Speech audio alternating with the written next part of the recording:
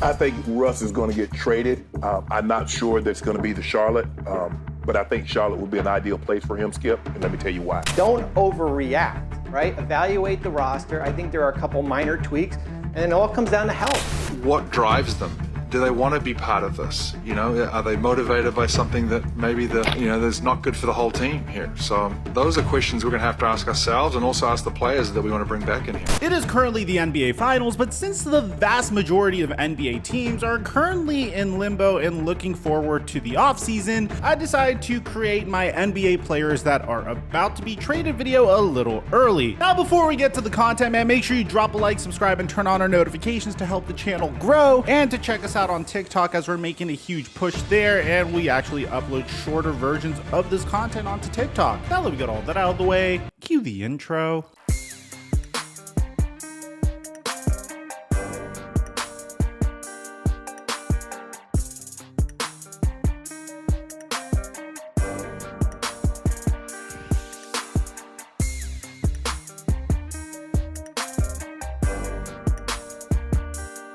Mic check 1 2 1 2. What's going on, everybody? We got to start out this list with an individual that has been in trade rumors for the majority of the past year, but more recently has found himself out of trade rumors, or maybe it's just one gigantic smokescreen. And that individual is none other than Russell Westbrook. If you're a Los Angeles Lakers fan, you already know the story of Russell Westbrook over this past season on the Los Angeles Lakers. It was a pipe dream. It was something that we were hoping would work out because, of course, Russell Westbrook's originally from Los Angeles. His alma mater was UCLA. So as a result, a part of us were all rooting for him to really push with LeBron James and Anthony Davis to hopefully win his first NBA championship. And man, unfortunately, the complete opposite ended up happening. It's nothing against Russell Westbrook. Sometimes teams are created and they just don't work well with one another. It doesn't necessarily mean that the player isn't good. Maybe it could be just the fact that Russell Westbrook doesn't fit with LeBron James and Anthony Davis. Maybe it's the fact that throughout his career, he's only been a 30.5% three-point shooter. Regardless, as far as statistics go, yeah, Russell Westbrook had his career lows last year at 18.5 points per game, 7.4 rebounds per game, and 7 assists per game off of 44% shooting. Those are still pretty good numbers, but it's not necessarily the greatest whenever you have to put him on a team with two other max contract players and a bunch of role players that are signed to veteran minimum contracts. When you factor in the fact that the Los Angeles Lakers had Kendrick Nunn on their mid-level exception and he never ended up playing, then you could understand why some Laker fans feel like one member of the big three has to go. And the Lakers aren't going to trade LeBron James or Anthony Davis, so the most likely individual would be Russell Westbrook. Now, recently, the Los Angeles Lakers have come out and said that there's no way they're going to trade Russell Westbrook. As a matter of fact, most of the head coaches that were interviewed prior to Darvin Ham being interviewed were asked how they planned on utilizing Russell Westbrook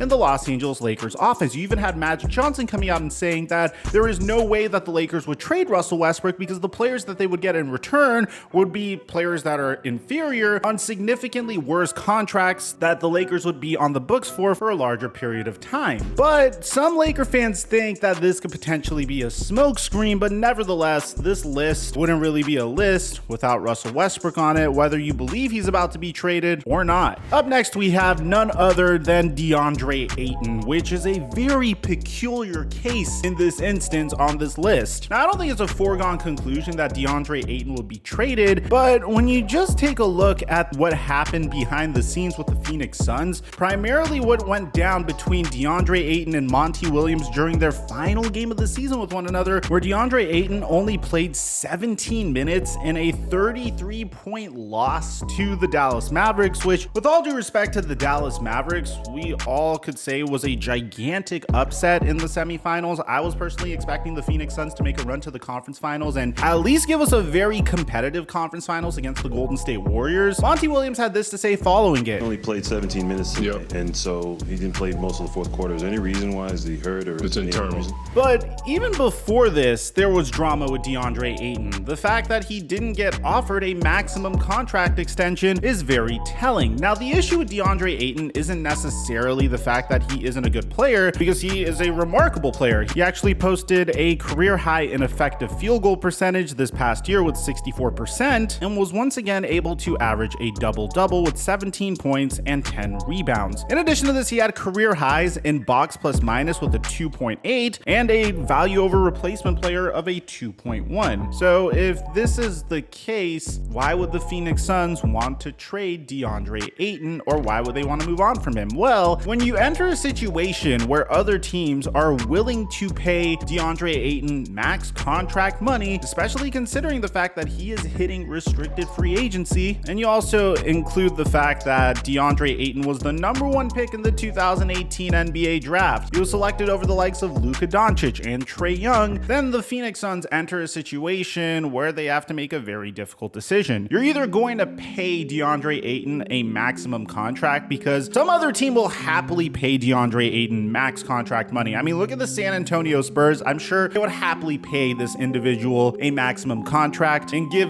Greg Popovich the most talented big man he's ever had the opportunity to work with since the days of Tim Duncan. So in this instance, I guess we wouldn't necessarily call this a straight up trade. We would call it a sign and trade. And this situation is going to be very interesting. My guess is the Phoenix Suns feel like DeAndre Ayton's skill set isn't 100% necessary, even though he's a remarkable pick and roll partner with Chris Paul, mainly because his skill set, at least in the modern NBA, isn't as sought after as it would have been about a decade ago. In today's NBA, ideally your center is able to stretch the floor at least somewhat. You'd want your center to also play adequate perimeter defense. And although DeAndre Ayton has improved on the defensive side of the ball, going positive on DBPM for the second time in his career, improving upon the 2020 to 2021 season that he had, there's a good reason to assume why the Phoenix Suns would end up trading the former #1 overall pick in the 2018 NBA draft if they don't want to pay him a max contract. And in my opinion, I think he is the biggest wild card in the entire NBA. Up next, we have one of the most underrated behind the scenes meltdowns in the entire NBA, and that's Rudy Gobert and Donovan Mitchell. A lot of people for some reason think the Utah Jazz are about to trade Donovan Mitchell. Make no mistake about it. As fascinating as that would be, I can say wholeheartedly that I think there's no chance that Donovan Mitchell gets traded. No matter how many rumors out there that suggest he's going to the Knicks or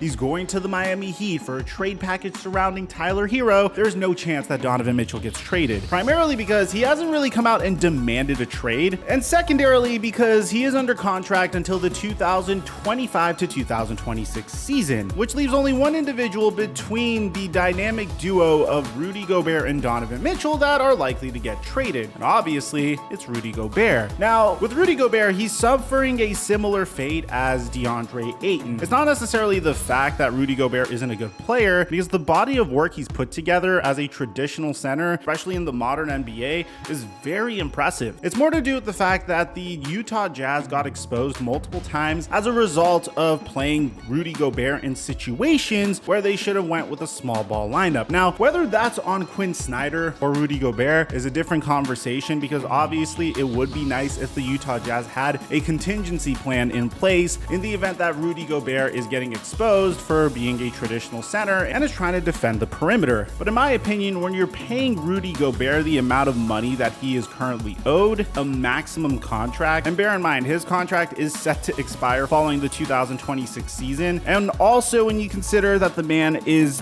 30 years old, if there's a team that is willing to take on his contract and give you an adequate return for the value that Rudy Gobert brings, if you're the Utah Jazz, you're clearly hitting a wall here. So moving on from Rudy Gobert and seeing what you could do with that capital would probably be a very ideal situation. Now, currently the #1 rumor is Rudy Gobert to the Dallas Mavericks, and hell, I would love to see it. Dallas Mavericks do have some pieces that they could trade back for Rudy Gobert and some players that are seeking large contracts like Jalen Brunson. But ultimately, you could take it to the bank. I don't think there's any chance that Rudy Gobert starts next year as a member of the Utah Jazz. Up next, we have an individual that you may have forgotten about, and that's John Wall. It's nothing against John Wall. It's the fact that the Washington Wizards traded him to the Houston Rockets to get out of his gigantic inflated contract. And right when he got to the Houston Rockets, originally what was going through his head was, hey, maybe I'll be able to compete with James Harden for a championship. But James Harden wanted nothing to do with it. Eventually, the Rockets traded James Harden Harden, and next thing you know, John Wall once again found himself in the middle of a rebuild. What made it even worse is after his first full season with the Houston Rockets, the Rockets had no interest in playing him, either because they wanted to tank or because they wanted to get their younger players some playing time. Whichever one you think is the most likely, I'll let you guys decide for yourselves in the comment section. Unfortunately for John Wall, he is currently earning the second highest salary in the NBA this season. And the craziest part is he's just sitting on the sofa and he's not even playing. I mean, the Rockets don't even want him to travel with the team. And the only player that he could get traded for at this point is probably Russell Westbrook. But the crazy part is the Houston Rockets want a first-round pick to be attached on to Russell Westbrook for taking on his contract for John Wall, who hasn't played basketball in almost a year. Yes, it's an absolutely ridiculous situation. I don't know who else could trade for John Wall at this point. Maybe if you want some salary cap relief and the Houston Rockets are willing to give you draft picks, but the Rockets are also rebuilding, so they're probably not going to be willing to give up draft picks. Fortunately for John Wall, his contract ends after this season and maybe he could join a team in free agency. The only other team that I could potentially see trade for John Wall's huge contract would probably be the OKC Thunder if John Wall was on a team that isn't currently rebuilding, because what the Thunder typically do is they take on players that used to be really freaking good, charge a draft pick in addition to the player that is being traded to them, build up their value, and then flip them over to another team. But in this instance, the Rockets are rebuilding. They're probably not going to be willing to give up any draft capital at all whatsoever just to get rid of John Wall's contract a year early. I honestly think John Wall's way more likely to be traded in the regular season, like around the trade deadline next year, than in the offseason. Another individual that we would have to include would be none other than Kyrie Irving. Now, I'm going to admit this is another long shot, and to be honest, this would be via sign and trade if anything. But if you know anything about this situation, you would know how truly bizarre it is. Kyrie Irving initially was lured over to the Brooklyn Nets to, one, be closer to family, and two,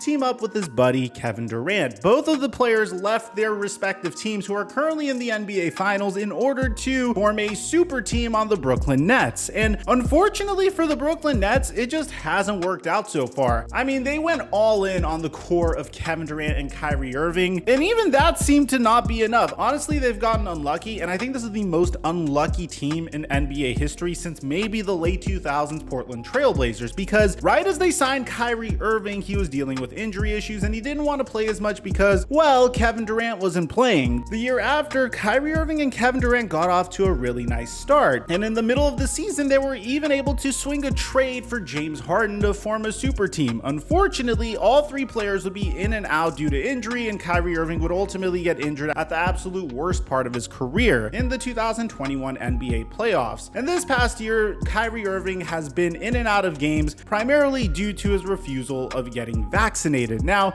that was his choice and that was his decision, but at this point, Sean Marks, the general manager of the Brooklyn Nets, seemed very fed up. He isn't even willing to offer Kyrie Irving a contract extension as a result of how things have gone between the Brooklyn Nets and Kyrie Irving so far. To give you an idea, Kyrie Irving has played in 103 games for the Brooklyn Nets so far in 3 seasons. He's played way more games for the Boston Celtics in 2 seasons than he has for the Brooklyn Nets in 3 seasons. But ultimately, if the Brooklyn Nets trade Kyrie Irving, it could be the beginning of the end for the Brooklyn Nets franchise. You could potentially lose Kevin Durant, who originally wanted Kyrie Irving there. Needless to say, I don't think it's super likely that Kyrie gets traded, but if a sign and trade ends up happening, it is going to be very entertaining. And that's our list of players that are about to be traded, man. I know there's a lot more players, and honestly, you could let me know in the comment section down below who you thought I forgot, because I'm going to make another list like this in about a month or so. Aside from that, I'm your boy Mike, and I'm dropping our mic until our next upload.